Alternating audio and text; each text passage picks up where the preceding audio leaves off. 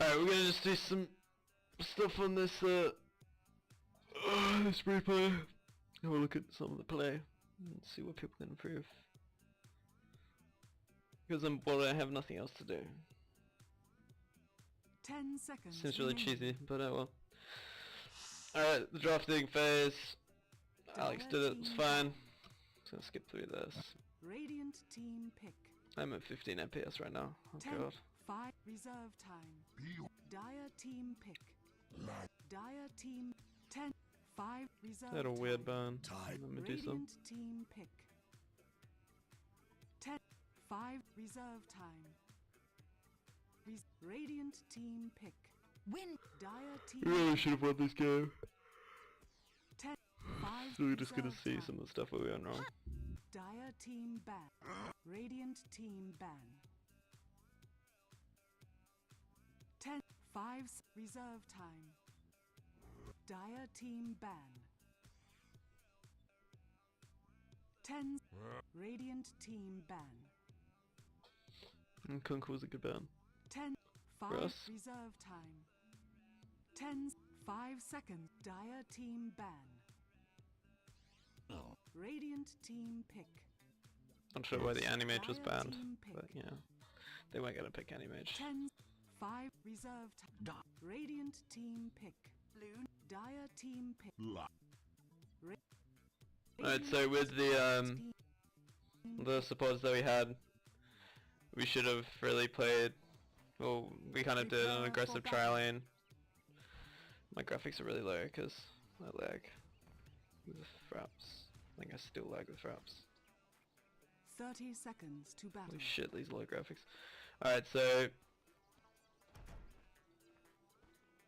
just keep this on free camera. Krista goes down to ward, which is fine. Let's have a look at starting builds. Michael, it's fine builds.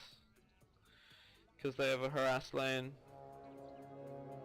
Dawn Runner. Star Shield's always good if they got a few melees on their team. If you think you're gonna be laning against a melee. This guy went Stout Shield, so it was hard for me to harass him. So they got, well, Chris denied the regen rune, which is good. Didn't really matter, but yeah, that was fine. I failed my block because I was looking at something else. Alex did a nice block his lane, so he went Soul Ring early, which is nice for Darkseer. And Michael, you need to block this top lane a little bit because... Actually no, it's fine. Alright, so this lane with the Tide Hunter, you should be able to easily kill the Earthshaker. Otherwise the lane like isn't worth it. You can see that was a good buy on the Stout Shield because you know you should have leveled.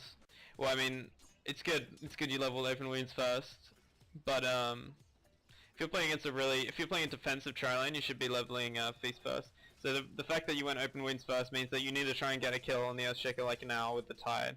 But obviously he wasn't on Skype, so you probably could have killed him as soon as he went up. So the deal is when you play a carry, Michael, is when you've got a... How do I draw on the map? Shit. Yeah? That. Alright, it's on the mini map. Alright, so you need to keep the lane around here, around this point. If you can see my mouse, I don't know if it's hidden or not. But you need to keep the lane in equipment here because you see you're pushing it here. So what you need to do is you need to have the hard support. Okay, he needs to sit. So if you've got the lane in equilibrium here, he needs to sit around here and just continually harass them. Especially if you're 3v1, if they've got an offlaner, you've got to get your semi-support to continually trade hits with the offlaner. So Chris, if you go Lion, you're playing semi though, so it won't matter for you, but whatever. When you go a hard support, you need to buy as much regen as possible, so you can actually just effectively trade hits with the offlaner. So you keep him back here, and then the creeps are up here, so he gets literally like no XP unless he's a bounty hunter or something. So you want to just try and keep them back as far as possible. With the dual lane, this is a bit more difficult obviously because there's two of them, but and then when you're doing this, the semi-support, so Chris, you'll have to be pulling this lane every like 3 or 4 waves, 2 waves I guess. See like Pista's doing here, this is a perfect pull. Alright, you need to stack and pull that if the lane is pushing. If Michael's keeping it in equilibrium here, I don't know what the word is, you should be keeping it right here, and if that happens, you don't have to pull because it will just stay here and they won't get any XP. You can just help the other support harass the enemy. But you see, you've got to push near the tower now, because you've got a kill lane. You would have been able to kill the Earthshaker really, really easily, but because the fact you've got the lane pushed near the tower, you can't dive him. You see, it's still like pushing, which is not good. I mean, let's have a look at the CS. Michael's getting fine CS, but you could have killed him a couple of times by now, especially because you're tri-laning. That Earthshaker, you can kill it so easy. Like, obviously he has Fissure, but with the stun and with the Gush, you should be able to kill him. Fairly easy. Get 2 points into Feast, because you're playing a bit more defensively. See, this is where it's not worth it. In bottom, we have Luna pretty much free farming. Well, I mean, Alex is doing his best, obviously.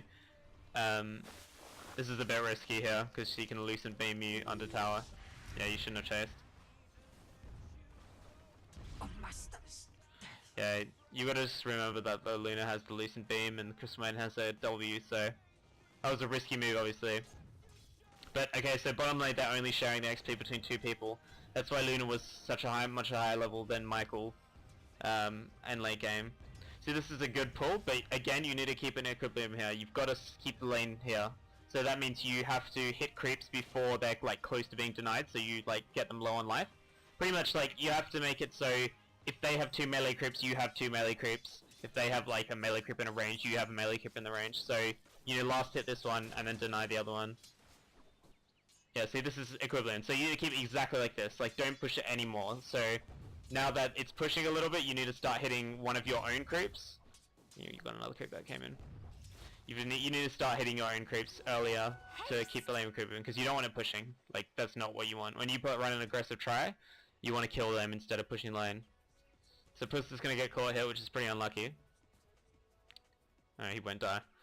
Considering there's like no wards on the map, I'm surprised they found him. In my lane, I'm not killing him enough, but I know what I have to improve on, I think. I come down here for some reason, and then we all get caught out. This is a weird play.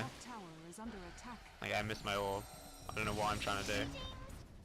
I think I was trying to like get in front of him or something, which is pretty dumb. But yeah, it's fine. Michael's still in the lead of CS, but again, if he had sat here, like pretty much all game, and just farm Equilibrium, until he got his armor, that would have been probably more effective. Alex is playing a little bit too aggressive against like a lane with 2 stun. Well, a little bit, I say a lot too aggressive. He should just, when you're playing Darkseer, you should just like Iron Shell a creep and just try and stay back, especially against a lane with 2 stun. I should have ganked this lane more, but now that Luna is 1 kill, 1 assist, it's pretty risky. Especially with the Crystal Maiden, it's really hard to dive Crystal Maiden on a Luna. Oh, she's nearly 6 as well, so I probably should have tried to help him more though. I don't know what I'm doing.